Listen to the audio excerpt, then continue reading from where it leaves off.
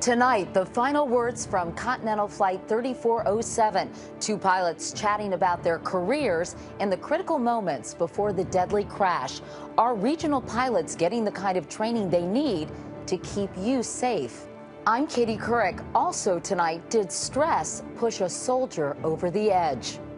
A sergeant on his third tour in Iraq is charged with murdering 5 other U.S. soldiers. He just snapped, or I don't know, because it's not like him. And MPs run wild. British lawmakers stick taxpayers with a bill for everything from feeding their cats to cleaning their moats. This is the CBS Evening News with Katie Couric. Good evening, everyone. When you climb aboard an airplane, you want to believe the pilots are fully trained and doing everything they're supposed to do. But tonight, a troubling picture is emerging of what was going on inside the cockpit of the Continental commuter plane that crashed near Buffalo, New York in February. The NTSB today released a transcript of the cockpit voice recordings as it opened a hearing into the crash. Nancy Cordes now with the story these transcripts tell. The transcripts reveal 2 pilots who were deeply engaged in shop talk, even as they came in for a landing. As a matter of fact, I got hired with about 625 flight hours, said the 47-year-old captain. Oh, wow, that's not much for back when you got hired, replied his 24-year-old first officer. The conversation violated a basic flight rule. No non-essential chatter below 10,000 feet. Keep your head in the game. You always need to have your head in the game. Especially when flight conditions are poor, as they were that February night. Oh, yeah, it's lots of ice, the first officer noticed, looking out the window. The captain responded, oh, yeah, that's the most I've seen. Most ice I've seen on the leading edges in a long time. In a while, anyway.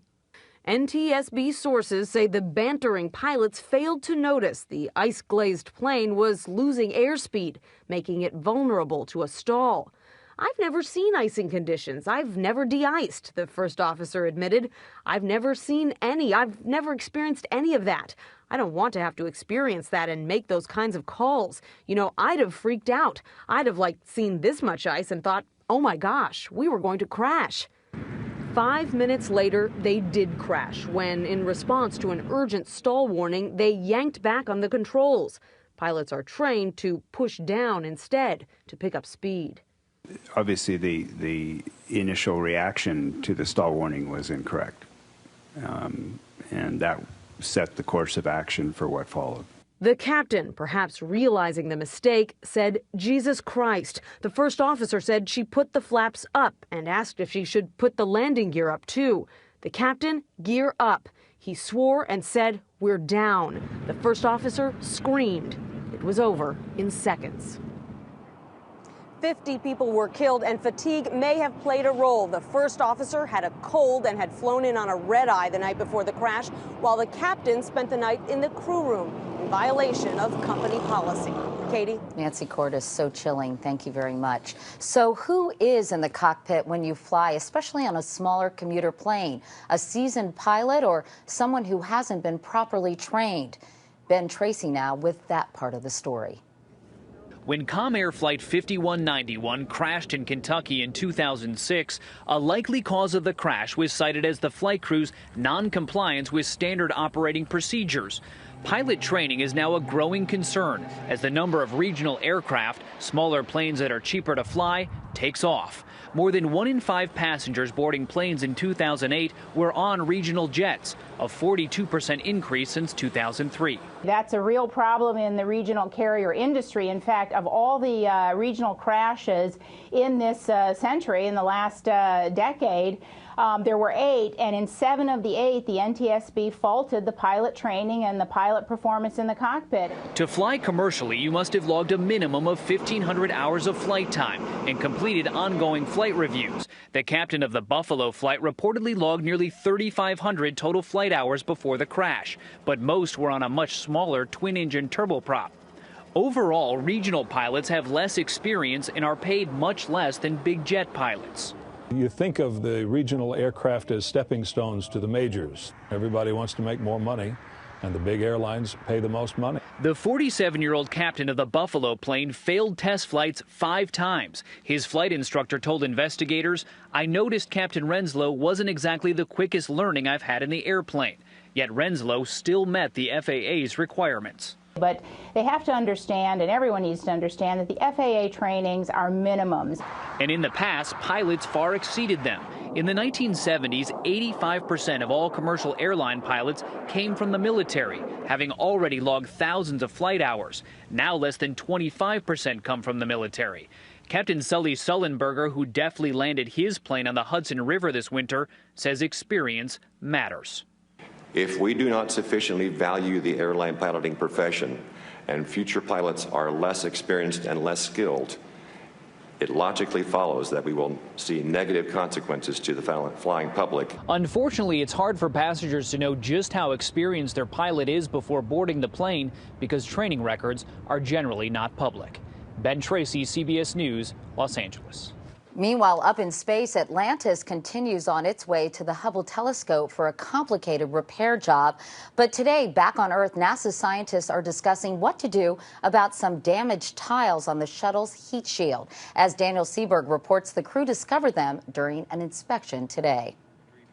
Like a dentist searching for a cavity, a camera on the boom arm of Atlantis found a string of nicks about 21 inches long on the underwing of the shuttle. The damage came from the insulating foam separating from the external fuel tank during launch. It happened at 106 seconds, critical because debris strikes with greater force early in the launch. NASA says the severity is likely not serious. It certainly doesn't look like it's going to be an issue for us. A far more serious debris strike on a very sensitive part of the wing is what crippled Columbia's heat shield in 2003, causing it to break up during re-entry, killing all 7 astronauts on board.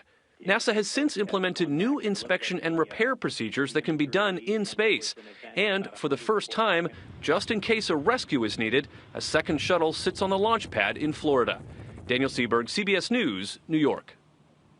Bill Harwood is our CBS News space consultant. Bill, what impact, if any, will this development have on the mission? It's a little bit too soon to say, Katie. They could decide to do what they call a focused inspection, where they go take a little bit closer look.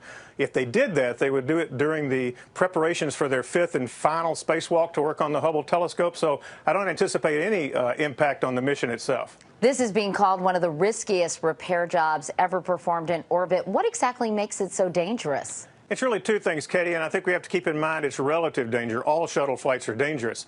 But at the Hubble's high altitude, there's a slightly better chance of impact from space debris. And also, when you think about what the astronauts are doing on Hubble, they're going to try to get into the guts of 2 of these big electronic instruments, replace circuit boards. There's sharp edges in there, things like that. They've done a lot of training to make sure they don't have any problems, but it is a little bit more risky than usual. As you mentioned, there will be spacewalks, 5 in all, to install new equipment and make those repairs, and it will cost $1 billion. Why is the Hubble telescope so important? You know, Katie, this is one of the most successful satellites NASA has ever launched. It's certainly one of the most scientifically productive. It's really become a national icon if you think about it. The pictures from Hubble are in everything from college textbooks to kindergarten books. It has revolutionized optical astronomy, and if they can be successful on this mission, they're going to extend this flight 5 more years for Hubble, almost a quarter of a century. Fascinating stuff. Bill Harwood, thanks so much. To other news now, and that tragedy in Iraq. Today, the Army identified the American soldier who went on a deadly rampage and charged him with the murder of 5 other U.S. service members. Sergeant John Russell, a 44-year-old Texan, had been in the military 20 years. Among the victims, Navy Commander Charles Springle, a licensed clinical social worker. Sergeant Russell was on his 3rd tour of duty in Iraq, and Bob Orr tells us there were signs he was in trouble. His commanders feared Sergeant John Russell was on the edge, so they took away his weapon and ordered him to counseling at a combat stress clinic in Baghdad. He went there yesterday, officials say, and opened fire, killing 5 fellow service members. He's got medals, and he was doing good for the country. Today, at their home in Sherman, Texas, Russell's 20-year-old son struggled to understand how his dad, on his 3rd tour of duty in Iraq, now faces 5 counts of murder. For him to do something like that, he couldn't have been in his right state of mind. They had to put him to a breaking point, and he just had to have lost it. just lost all train of thought to do anything like that. Russell's father said he may have snapped, fearing his military career could be ended by a stress diagnosis. His life was over as far as he's concerned. He's going to lose everything. And I guess it was too much. Military investigators don't know what triggered the shootings, but say Russell was agitated when he was asked to leave the clinic after arguing with a counselor. A short time later, Russell returned to the stress center with a weapon he apparently stole from his armed escort. The rampage played out quickly. The suspect was apprehended outside the clinic shortly after shots were heard. The incident is the deadliest involving soldier-on-soldier violence in the 6-year Iraq War. In response, the Army now has launched an investigation to determine if it needs more people and facilities in war zones to deal with combat stress and soldiers on the brink. And these are the canaries in the mine. And if we don't start addressing these issues, people are going to get more and more injured, and it's going to be harder to treat them. For Sergeant Russell, who had planned to be home by July, it's too late. He's heartbroken. His mother's hiding in there, crying. We're sorry for the families involved, too, because they're going through heartache. His family says they knew of no warning signs. Russell, in fact, recently emailed his son on his birthday, and just Sunday emailed his mother for Mother's Day. Katie? Bob Orr reporting in Washington tonight. Thank you. Coming up next on the CBS Evening News, virtual colonoscopy. It can stop colon cancer in its tracks. Why Medicare won't pay for it.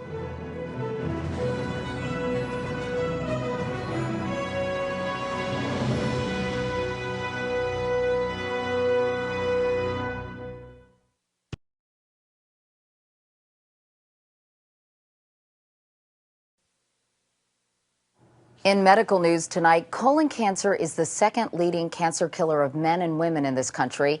Every year, 14 million Americans get a traditional colonoscopy, a procedure Medicare will pay for.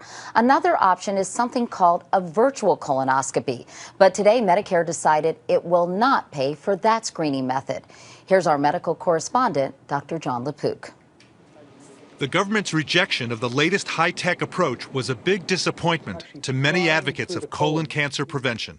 The American Cancer Society believes that virtual colonoscopy or CT colonography ought to be available as one of several options for colon cancer screening. In traditional colonoscopy, a fiber optic instrument is used to examine the lining of the colon and remove polyps. In virtual colonoscopy, images of the colon are generated by a non-invasive body scan.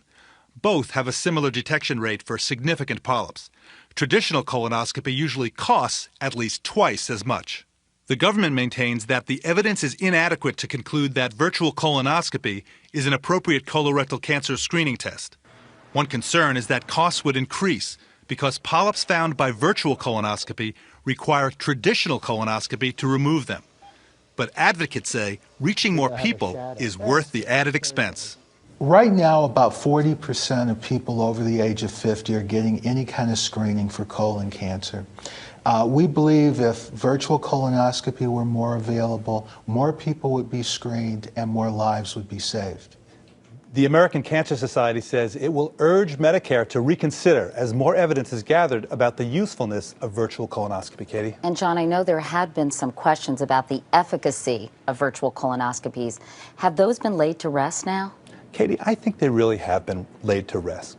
A traditional colonoscopy is very effective, and it's better at finding subtle polyps, those flat polyps that can be hard to find on a virtual colonoscopy. But a virtual colonoscopy is a very good test. It picks up about 90% of significant polyps. And for somebody who's thinking of getting a traditional colonoscopy but is ducking it because they're afraid of the procedure, a virtual colonoscopy is a lot better than doing nothing. Absolutely. And the bottom line is people need to be screened. It could really save your life. All right. John LaPook. John, thank you so much. And officials tonight say both Medicare and Social Security are under more stress because of the recession. The latest trustees report shows Medicare is due to run out of money in just 8 years. Social Security, 20 years later. Now, this doesn't mean the programs would shut down. It does mean, though, they would be paying more in benefits than they're taking in taxes. When we come back, 1 year after China's devastating earthquake, families are still demanding to know who's to blame for the massive loss of life.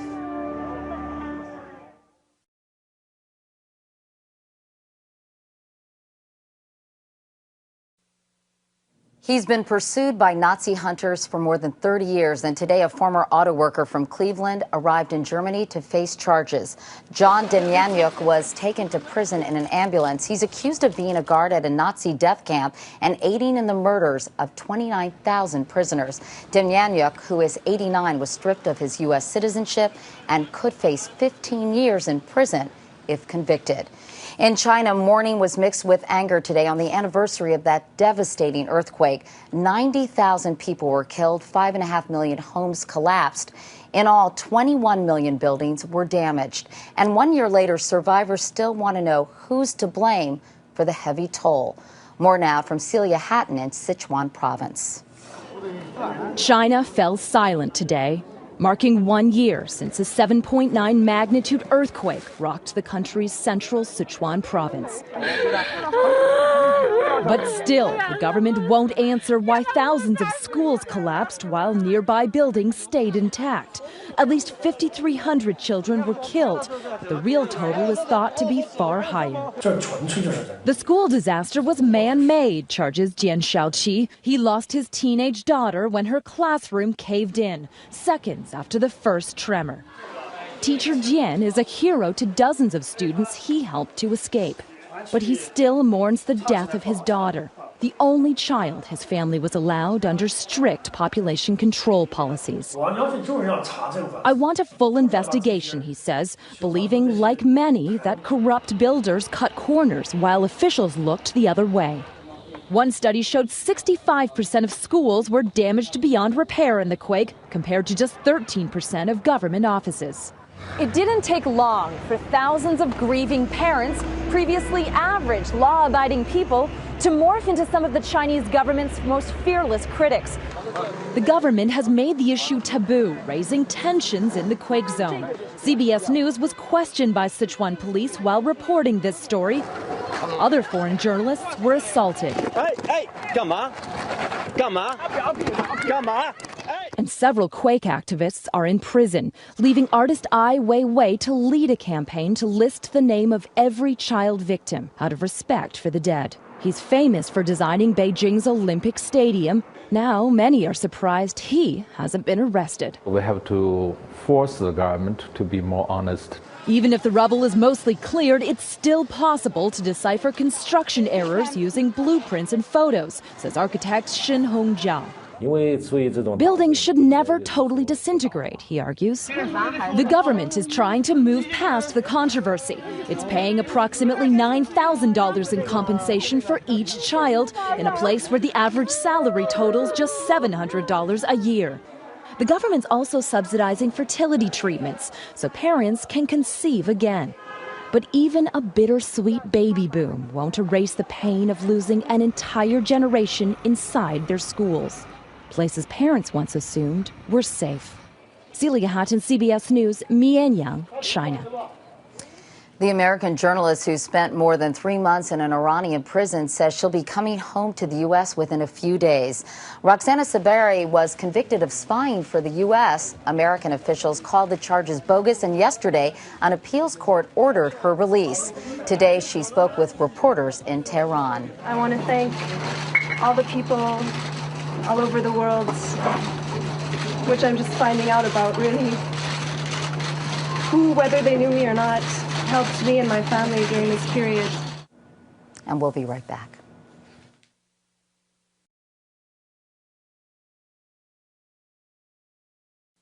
And finally tonight, politicians have often been accused of taking advantage, but then billing taxpayers for it. In a huge political scandal in Britain, Mark Phillips tells us lawmakers have been sticking the public with the tab for fertilizer and a whole lot more. If you listen carefully around the country estates of some British members of Parliament, you can almost hear the sound of barnyard animals chomping at the public trough. But it's not animals, it's the MPs themselves. One actually charged for clearing out his moat, several for cleaning their swimming pools, one for repairing his tennis court. The MPs are allowed to claim for having two homes, one in their constituencies and one in London. But now they've been caught playing, some say fiddling, the expenses game, claiming tens of thousands of dollars, not just on moats and chandeliers and tennis courts, but on the square called Anything Goes, putting in for light bulbs, cat food, a ride on lawnmower, and horse manure. For the garden, one presumes, not the accountants. The whole political class is getting spattered by this muck, and so it's not one party or the other. Everybody seems to have been up to this. On the square called Flipping, they've been refurbishing properties with public money and then selling them on at a profit. One MP claimed for buying an apartment in this building, but he already has his own family home very close by. How close? Let's find out. At a steady walking pace, even allowing for a red light, it's not very far at all. Right, so let's see, it is 4 minutes and 33 seconds, for which the taxpayer paid about $50,000.